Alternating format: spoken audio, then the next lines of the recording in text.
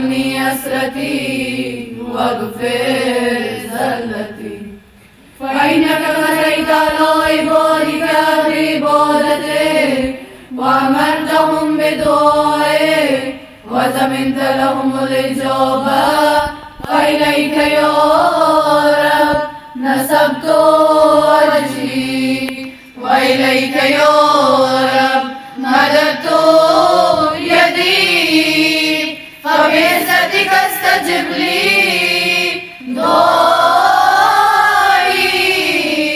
وبلغني مناي،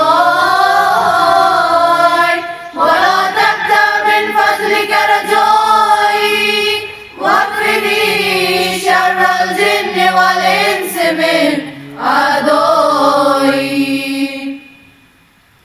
يا سريع الرزق اغفر لمن لا يملك إلا الدعاء، فإنك فعال لما تشاء. يا من اسمه دواء وذكره شفاء وتوعده غنى، ارحم من رأس ماله الرجاء وسلاحه البكاء.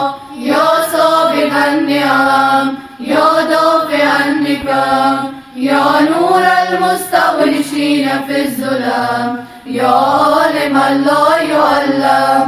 صل على محمد وآل محمد وافعل بما أنت أهله، وصلى الله على رسوله والأئمة الميامين من آله وسلم تسليما كثيرا.